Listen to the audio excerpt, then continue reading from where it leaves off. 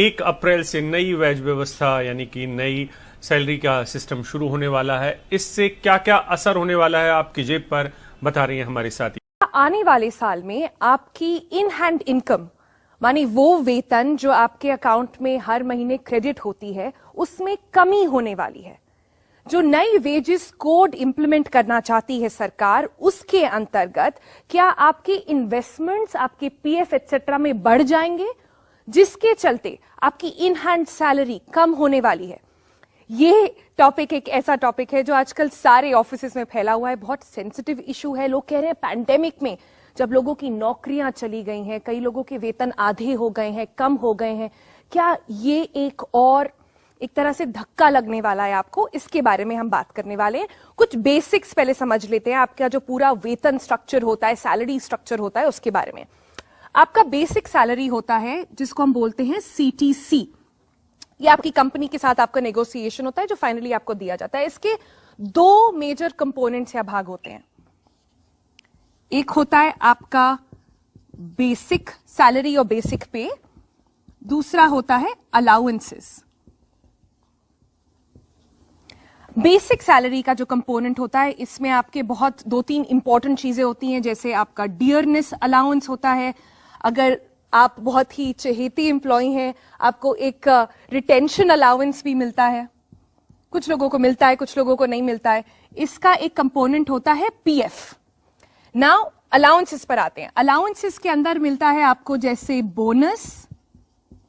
Bonus के साथ साथ आपको मिलता है जैसे एचआरए, आपके घर के पेमेंट्स, आपके रीइंबर्समेंट्स, फोन के रीइंबर्समेंट्स, गाड़ी के रीइंबर्समेंट्स, ये सारी चीजें आती हैं। और एक बहुत इंपॉर्टेंट कंपोनेंट होता है पीएफ एज वेल, लेकिन ये एम्प्लॉयर का, जो आपकी कंपनी है, उसका कंट्रीब्यूशन होता है आपके पीएफ के लिए।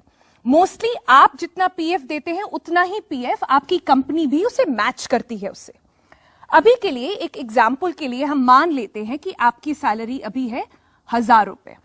उस 1000 रुपए में अभी तक क्या हो रहा था कि आप करीब, आपके ऊपर चॉइस था कि आप अपनी बेसिक सैलरी कितना रखेंगे और अलाउंसेस कितना रखेंगे। कंपनी, एचआर डिपार्टमेंट और आपके बीच में नेगोशिएशन चलता रहता है। हर कंपनी का एक अपना रूल या फॉर्मूला होता है।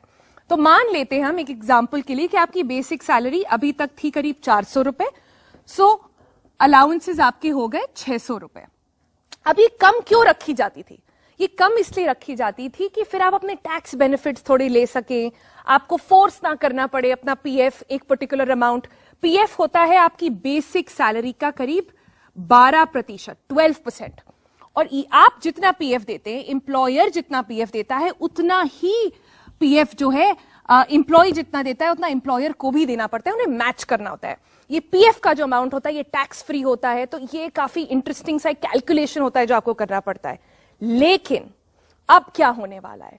जो न्यू कोड आया है, जो अप्रैल 2021 से जो फाइनेंशियल ईयर स्टार्ट होगा उससे इंप्लीमेंट होने वाला है, उसमें सरकार कह रही है कि अब आपका जो बेसिक सैलरी है वो आपकी C2C का कम से कम 50% होना चाहिए।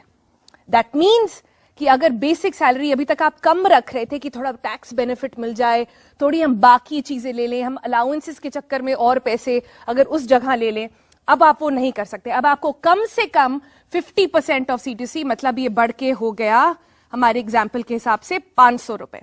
500 रुपए का बढ़ के पीएफ भी बढ़ गया। इस पीएफ के चक्कर में आपका अलाउंसेस की तरफ से जो कंपनी पीएफ दे रही थी वो भी बढ़ गया। इसका मतलब कि आपके हाथ में आने वाली जो राशि थी, जो हर महीने आपके अकाउंट में क्रेडिट होता था, वो अब कम होने वाला है। अब भाई सवाल पड़ता है कि ऐसा क्यों करा सरकार ने? सरकार का कहना है कि ये आपको फोर्स करेगा कि आपका जो रिटायरमेंट कॉर्पस है, मतलब आप जब रिटायर करें और आपकी कंपनी आपको पीएफ दे और ये सारा जो जमा राशि है आपको मिले, ये बढ़ेगा तो आपकी सिक्योरिटी रिटायरमेंट के समय पर बढ़ जाती है। लेकिन जो क्रिटिक्स है वो ये कह रहे हैं कि इस समय क्यों करा, जब लोगों के पास ऑलरेडी हाथ में बहुत कम है, तंगी पड़ रही है, इंश्योरेंस प्रीमियम बढ़ गए हैं, ऐसे समय पर सरकार ने ऐसा क्यों करा? जो क्रिटिक्स हैं और जो इकोनॉमिस्ट है उनका कहना है कि सरकार की सोच इस समय बड़ी है, मैक्रो इकोनॉमिक्स जिसे कहते हैं। उनके हिसाब से जब आप फोर्स सेविंग्स करते हैं, ये समझना इंपॉर्टेंट है कि वो पैसा कहां जाता है। ये पूरा जो कॉर्पस है पीएफ का, जो सरकार के पास रहता है आपके रिटायरमेंट तक, वो खुद इन्वेस्ट करते हैं। दूसरे बॉन्ड्स में लगाते हैं जिससे सरकार को बेनिफिट्स मिलते हैं, उनको इंटरेस्ट का पैसा मिलता है। और इस समय जब फिजिकल डेफिसिट बहुत बढ़ गया है, मतलब सरकार के पास खुद पैसे की बहुत कमी है, ये एक तरीका है कि ये उनकी राशि बढ़ा देगा। तो इसमें अब आपको क्या फायदा है, क्या नुकसान है, तो मैंने आपको बता दिया। अगर आप कॉन्ट्रैक्ट एम्प्लॉई हैं, आपको क्या फर्क पड़ेगा, अगर आप परमानेंट एम्प्लॉई हैं, आपको क्या फर्क पड़ेगा, ये सारी चीजें देखने की थोड़ी बात है। अभी आप ये मानिए कि अगर आपको भी इसके बारे में चिंता हो रही है तो अपनी एचआर डिपार्टमेंट से जरूर बात करें, उनसे समझने की कोशिश करें कि आपकी कंपनी इस पॉलिसी को कैसे आगे बढ़ाना चाहती है।